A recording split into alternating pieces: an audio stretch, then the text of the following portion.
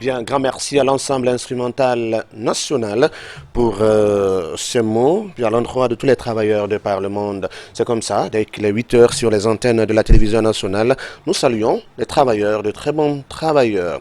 Je reçois au compte de l'Académie Nko, M. Nafadji Sori Kondé, qui va nous parler de l'historique de l'alphabet Nko, mais également de son état actuel. Monsieur Kondé Sori, bonjour. Bonjour. Vous êtes de Nafadji, c'est ça? Oui, de Batin Nafadji à 35 km au nord de Kankan, sur la route de Sigiri. Ok, c'est pourquoi Nafadji Sori Kondé. Kondé, pour vous distinguer des souris. Effectivement, il y en a plusieurs en Guinée. Il y en a plusieurs. Oui. Merci Nto, merci d'être venu pour ce numéro de Colo Matin. C'est quoi l'Unko au fait? Quand on entend Unko, N apostrophe K-O, on prononce Unko. Oui. Oui. Bon. En résumé, l'Unko est un système d'écriture inventé le 14 avril 1949 par le chercheur guinéen Souleymana Kanté. C'est un alphabet qui est composé de 27 lettres qui se répartissent en 7 voyelles, 19 consonnes et une diphtongue. Donc l'alphabet Unko a la particularité de noter les tons des langues africaines. C'est-à-dire c'est un alphabet qui est à la fois phonétique et phonologique.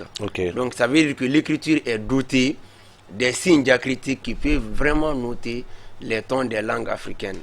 Et je vais vous donner un exemple frappant. Et quand vous prenez en Soso, yere nou yere, donc le poisson et le mouton, donc la différence est dans le ton. Ou bien en maninka, bala ni bala, donc bala c'est instrument de musique, bala c'est un animal qui est en brousse, un agouti. Porc-épic, hein? Oui, porc-épic, effectivement.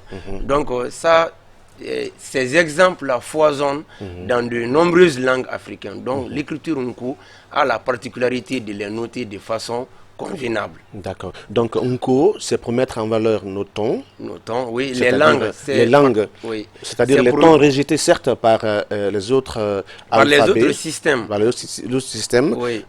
Et parce que on ne peut pas faire une grammaire des langues africaines sans tenir compte des tons. C'est-à-dire même les tons déterminent même les articles. Il y a des personnes qui pensent qu'il n'y a pas d'article dans les langues africaines. Il y a l'article tonal. Mais c'est à travers le changement de ton qu'un nom peut être déterminé ou indéterminé. Donc c'est pour cela, vouloir noter les tons des langues africaines est très essentiel dans la description même linguistique de nos langues. Si aujourd'hui l'Onko est en train de réussir, là où beaucoup de politiques même avait échoué, c'est parce que l'Onko est techniquement et scientifiquement bien établi. Et c'est la raison qui fait que de nos jours, ce système alphabétique est enseigné dans certaines universités à l'étranger, comme l'université de Harvard aux États-Unis, l'INALCO, l'Institut national des langues et civilisations orientales à Paris, l'université de Saint-Pétersbourg en Russie, et en Guinée, à l'université de Kankan et à l'université Kofi Annan de Guinée, où il y a même un département d'Unko. Donc aujourd'hui, si l'Unko s'exporte, et parce que les linguistes sont en train de mener des recherches sur les différents systèmes d'écriture, et ces recherches-là ont prouvé que vraiment l'alphabet Unko a apporté un plus à l'humanité du point de vue transcription linguistique des langues. Vous venez de dire que c'est depuis le 14 avril 1949.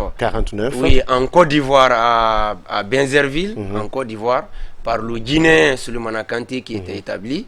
Et bon, l'Unko aujourd'hui est une écriture qui est transnationale. C'est-à-dire, même si le fondateur de l'alphabet Unko est guinéen, mais il a des lointaines origines maliennes. C'est pour cela quand vous partez souvent sur Internet, il est dit qu'il est d'origine malienne. Et le fait que l'Unko soit inventé en Côte d'Ivoire aujourd'hui, donc les Ivoiriens le considèrent aussi comme étant leur patrimoine. Absolument. Donc nous disons tout simplement l'Unko est africain. L'Unko est africain. Vous venez de le dire, l'Unko devient une écriture transnationale. Chacun peut se l'attribuer à partir du moment où déjà ça met en valeur les différentes langues africaines. Alors du coup, quel est l'état actuel de ce système d'écriture? Oui, bon, actuellement, l'Unko a beaucoup évolué. Bon, le fondateur Souleymana Kanté a fait 38 ans en train d'écrire il a rédigé 183 livres dans différents domaines. On ne va pas le répéter ici. Mais après son décès, aujourd'hui, Lunko a été informatisé avec les Baba Diané en Égypte aujourd'hui. Et avec l'Unicodaz aussi dans les années 2000, aujourd'hui Lunko est dans les téléphones portables, même les téléphones qui sont au marché à Conakry. Et aujourd'hui, il y a des travaux sur le corpus. Aujourd'hui, Lunko a sa bibliothèque électronique avec des partenaires. Donc aujourd'hui, il y a Wikipédia en cours. Donc on est vraiment dans le numérique et nous sommes en train de travailler aussi avec le correcteur orthographique automatique donc, et la traduction automatique en cours. Donc ça veut dire que vraiment nous profitons pleinement de la mondialisation et nous ne sommes pas d'avis parce qu'il y a des personnes qui pensent que la mondialisation c'est l'Occident qui nous impose. Non, la mondialisation aujourd'hui est une chance pour les Africains. Aujourd'hui, nous avons des applications pour apprendre les langues africaines. Donc vraiment, nous bénéficions aussi. Nous avons de nombreux sites internet qui font la promotion des cultures africaines et des langues africaines. Et nous pensons aujourd'hui que Lunko est un instrument de développement. Parce qu'aujourd'hui, celui qui n'a pas eu la chance d'aller à l'école, qui ne parle ni anglais, ni français, ni arabe, aujourd'hui, il peut lire des romans, il peut se former en religion, il peut connaître son histoire à travers Lunko, et il peut aussi maîtriser la science, la technique. Aujourd'hui même, on a même ouvert l'atelier sur l'esprit d'entreprise. Donc aujourd'hui, dans les villages, ceux qui n'ont pas eu la chance de fréquenter nos universités, donc dans vous voulez dire qu'il y a des ouvrages, il y a des livres qui sont traduits. Oui, qui sont traduits, bien sûr. Donc aujourd'hui, nous misons sur le développement. C'est vrai, on peut apprendre Lunko, c'est une valeur culturelle, mais ça va au-delà de ça. L'Afrique a besoin de se développer. Donc, et nous avons besoin du concours de tout le monde. Si on dit qu'en Guinée, il y a 65% d'analphabètes, d'après l'UNESCO, est-ce qu'il faut exclure de facto les 65% qui sont analphabètes? Ils doivent participer au développement du pays.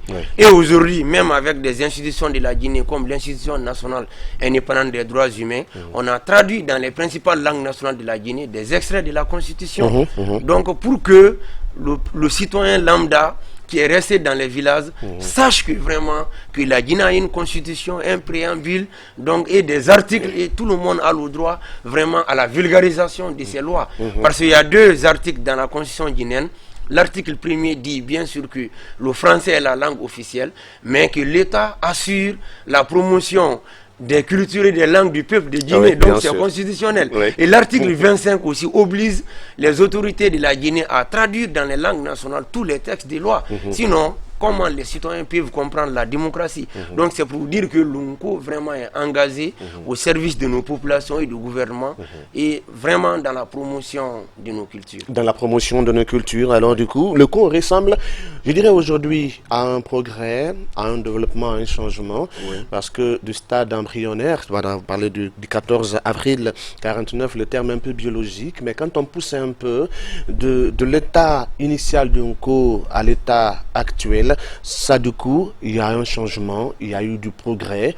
Alors, vous traduisez les ouvrages, les livres en cours. Est-ce facile? Oui, bon, ce n'est pas facile parce que... vous êtes de l'Académie Nko? Oui, nous sommes de l'Académie Nko. Donc, nous avons un objectif d'abord de communication. Parce que malgré tous ces progrès du Nko, il est mieux connu à l'extérieur qu'ici. Donc, puisqu'il y a des grands chercheurs, des grandes universités qui ont fait des thèses de doctorat sur Lunko du côté des États-Unis et puis en Égypte. Donc, ça existe beaucoup.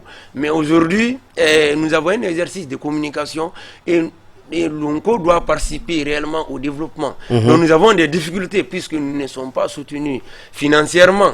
Lunko ne fait pas officiellement partie encore de la structure de l'État. C'est-à-dire, même si aujourd'hui Lunko est reconnu par le ministère de l'Alphabétisation, donc il faut le reconnaître. Mais aujourd'hui, il n'y a aucune structure du Lunko au niveau des États. Bon, sauf un rudiment, peut-être à l'université de Kankan. Bon, ça c'est au stade expérimental. Donc vraiment, nous avons des difficultés à nous faire entendre, nous avons des difficultés à communiquer. Et nous demandons aux bonnes volontés, aux citoyens et à l'État guinéen beaucoup plus de moyens pour participer au développement de notre pays. Donc les moyens sont vraiment financiers. Mais aujourd'hui, Lunko peut faire beaucoup de choses techniquement. Techniquement, aujourd'hui, nous sommes même en train de créer notre propre start-up.